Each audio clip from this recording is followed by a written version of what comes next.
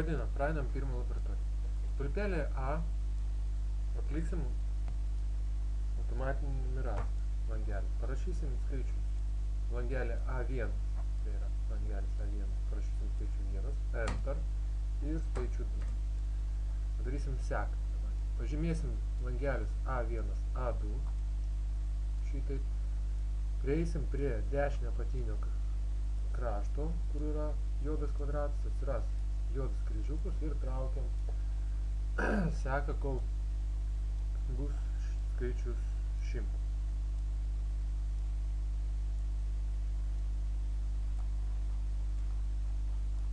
Antrą seką sunumeruosim kas 3 skaičius. Parašom langelį B1 3, o langelį B2 skaičių 4.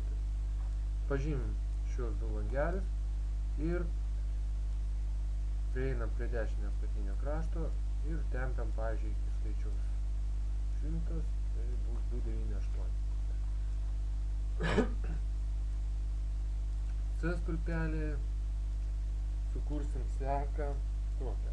Pirmam langelį parašom 1, antram nieko, trečiam langelį skaičių 2 ir dabar pažymim šios 4 langelis, kad būtų tarpas tuščias po kiekvieno langelio.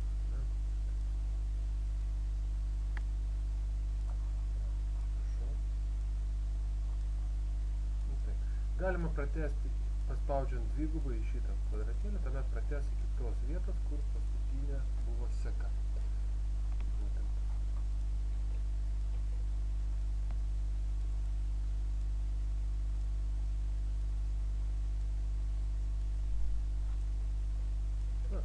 Skaičiuje D, pavyzdžiui, parašom skirtingus vardus, 10 vardų jūs parašysit, vardas 1, vardas 2 ir taip toliau. Aš parašysiu tik 3, pažymėsiu ir pratęsim seką. Vėlgi galima, kaip sakiau, dvigubai paspausti ir seka bus pratęsta iki galo. Antrą darbo knygą pavadinsim daugybos lentelė ir sudarysim daugybos lentelę. Nuo 1 iki 20 kas 0,2. Tai pirmą lapą, kaip mes pavadinsim, sekos. Dvigubą paspaudžiam langelį į žodis šit 1 ir iškart pradedam rašyti sekos. Užfiksuoti pavadinimą Enter. Antrą darbo lapą daugybos lentelė. Na, pavyzdžiui, darysim daugybos lentelę nuo 1, kaip ir parašyta čia pavyzdį, nuo 1 iki 20 sekos žingsnių 0,2. Tam, kad šitai padaryti, gal pradėsim irgi. Parašom skaičių 1, skaičių 1,2, pažymim šitus du langelius ir tempiam, kol bus 20.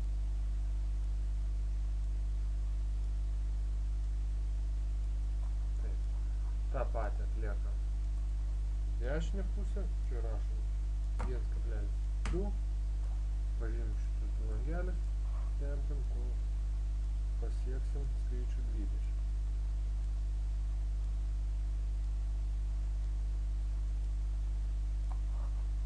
Grįžtam į pradžią, patraukiam šitą sumestijos juostą, gal šiek tiek sumažinam vaizdą.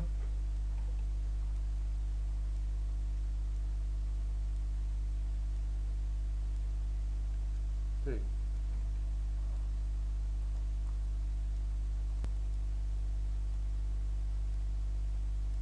Tęsime.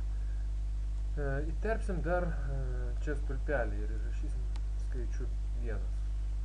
Čia ištrinsim, terpsim vieną stulpelį, spaudžiam į raidę B su dešiniu, insert.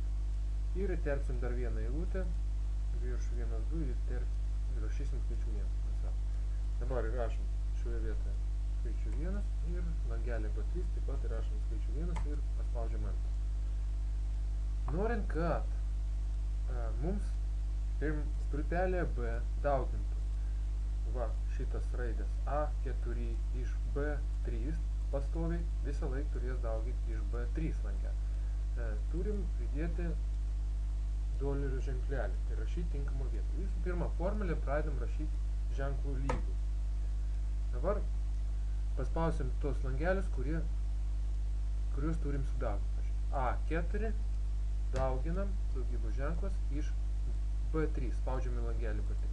Kompiuteris pats yra. Reiškia, kopijuojant formulę žemyn,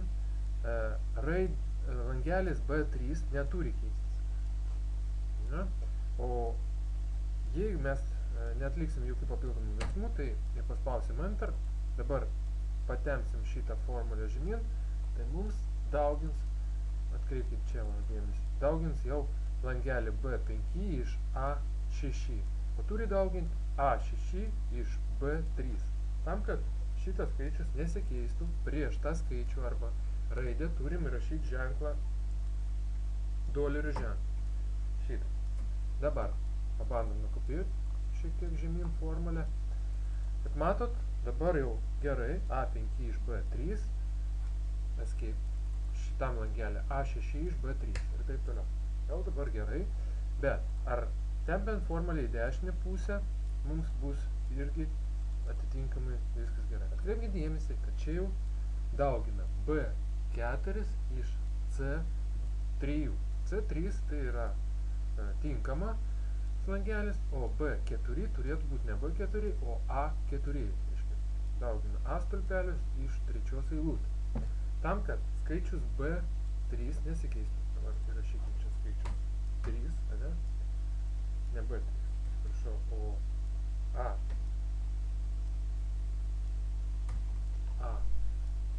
A4, kad skaičius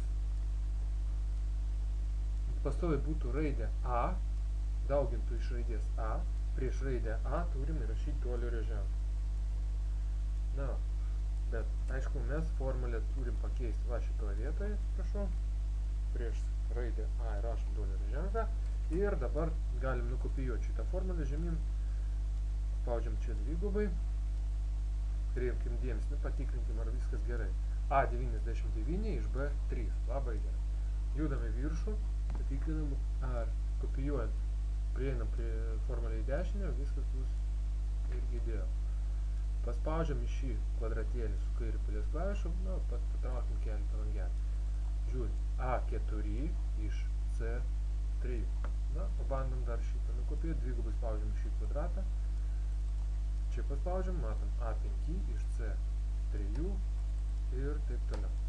Taigi, mes galime nukopijuoti šitą formulę į dešinę pusę.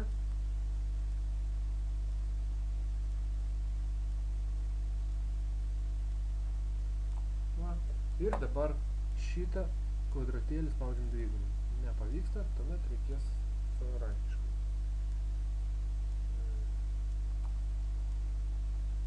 Pasižiūrim, ar reikalingos vietos nutempim. Atsiprašau, mes nekopijavom šią formulę. Viskas gerai. Nuo langelių 100 ir toliau pažymim šitaip. Ir klaviatūrą paspaudžiam delta. Taigi, galim patikrinti, ar iš tikrųjų gerai matom. I3 iš A10.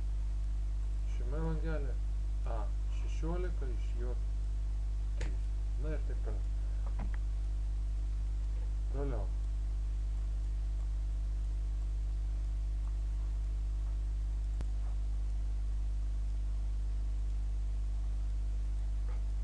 Trečias uždavinys. Trečią knygos darbo lapą pavadinkite trikampiai žambinės ilgis ir jame sudarykite lentelę stačiojo trikampiai žambiniai rast pagal formą C lygu šaknis iš A kvadratų plus B kvadratų, kur A ir B stačiojo trikampių statinių ilgiai, C stačiojo trikampiai žambiniai.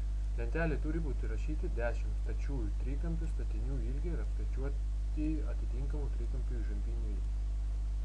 Taigi, trečią darbo lapą, šį 3, pavadinam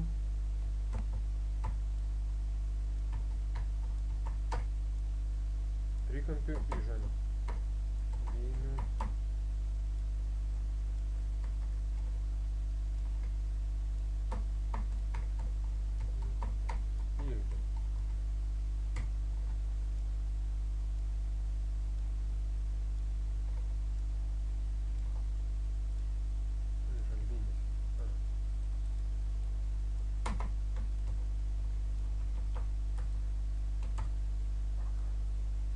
Taip, surašom skaičius. Čia tarkim A statinys, o čia bus B. O čia bus įžambinės vienas. Surašom skaičių, pavyzdžiui, čia rašom 2, 4, padarysim seką. Na, iki 10. O čia parašom, pavyzdžiui, 5, 7. Antras, pavyzdžiui, statinys bus didesnis. Ir čia apskaičiuosim įžambinį. Formulę pradedam rašyti ženklų lygo arba galim paspausti va šitoj vietoj auto sum, pasirinkti more function. Pirmą reikia mums rasti šaknį. Funkcija atliekanti šaknies veiksmą. Paspaudžiam all, susirandam sqrt. Parašom vyrai sq. Mes radam sqrt, kur skliaustelėse reikės pasirinkti atitinkamus langelius. Dabar turim parašyti A kvadratu. Reiškia, tai yra bus B3 langelis. Norint pakelti šitą langelį laipsnių, reikia klaviatūrą paspausti Shift ir skaičių 6 viršutiniai klaviatūros dalyje.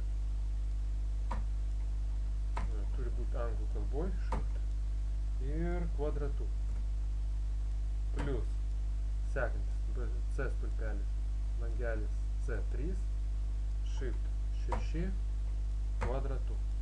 Spaudžiam OK. Na ir nutempiam žemyn. Jei mes norim, kad būtų mažiau skaičių po kablelio, pažymėjam šitą lapą.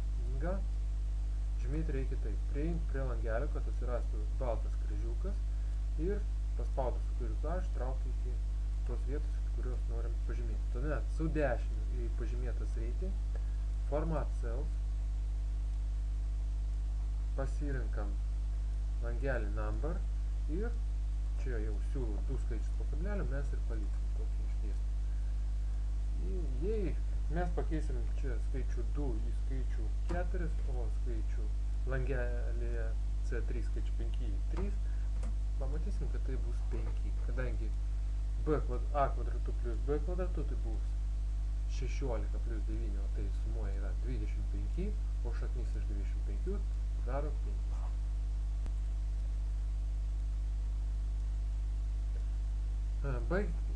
Baigiant šitą užduotį, turim apskaičiuoti įžambinių ilgių sumas, vidurkį, didžiausią, mažiausią reikšmę. Taigi, pastatom čia žymėklį, parašom sumą, žodį sumą, čia parašom vidurkis, max, min. Norim skaičiuoti vidurkį sumą, išplečiam šitą langelį, pasirinkam sum. Kompiuteris pažymėjo langelis D3, D12, spaudžiam Enter. Toliau langelėje D14 apskaičiuosim vidurkį. Išplečiam šitą langelį, pasirinkam Average. Kompiuteris siūlo mums paimti ir D13. Tai mūsų nedomina šitas langelis, mes pažymim savarankiškai, prieinam prie langelio D3, paspaudžiam su kairiu pelės klavišu ir traukiam iki langelio D13. Spaudžiam Enter, skaičiuosim maksimumą, išplečiam rodiklį, max, pažymim, traukiam iki D12. Enter. Ir minimalų skaičių, vėlgi paspaudžiam langelį D3, traukiam iki D12. Enter. Ir pagal užduotį mums reikia dar apipavydalinti, pažymim langelius B2, D16, langelį B2 paspaudžiam ir traukiam iki langelio D16. Paspaudžiam su dešiniu pelės klavišu, Format Cells, langelis Border, padėsim aplinkui storą liniją, pasirinkam Outline, pasirinkam liniją ir dar kartą Outline. O per vidurį pasimsim plonesnę, pavyzdžiui, punktyrinę liniją, arba tokią. Ir paspaudžiam dar kartą Inside. Ok. Dėkui už dėmesį.